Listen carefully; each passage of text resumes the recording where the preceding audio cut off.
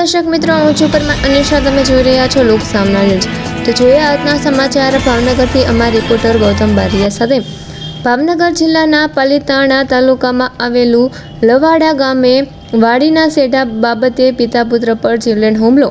અગાઉ વાડીના સેઢા બાબતે થયેલી બોલાચાલીનું સમાધાન કરવા પિતા પુત્રને બોલાવ્યા હતા.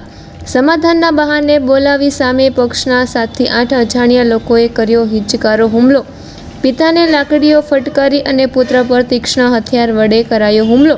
ઇજાગ્રસ્તોનો આક્ષેપ. પુત્રને માથાના ભાગે ગંભીર ઈજાઓ થતાં ભાવનગર સિટી હોસ્પિટલ ખસેડાયો. ઘટનાને લઈ સિટી હોસ્પિટલ ચોકી દ્વારા નોંધ કરી આગળની કાયદેસરની કાર્યવાહી હાથ ધરાઈ. તમારું નામ? કરણભાઈ શિબાભાઈ રાઠોડ. કઈ જગ્યા રહ્યો? લવાડા ગામમાં. શું બનાવજો? એમાં એવું હતું, સામેવાળા પોલીસવાળા અમારે સમાધાનની વાત કરી. હું મારા પપ્પા બે જતા હતા સમાધાન કરવા માટે.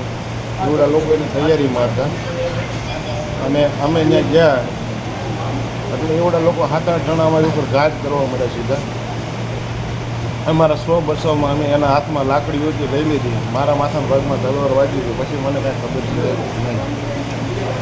કેટલા જણાને વાગ્યું? અમને તમને કેટલા જણાને વાગ્યું? હું ને મારા પપ્પા બે એમ. શું નામ? શિબાભાઈ કાનુભાઈ રાઠોડ. તમારું? કરણભાઈ શિબાભાઈ રાઠોડ. કઈ જગ્યા બનાવજો? લવાડા ગામના રોડ બસમાં. માથાકૂટનું કારણ? વાડી બાબતનું થોડુંક અમુક શેઠા બાબતનું હતું.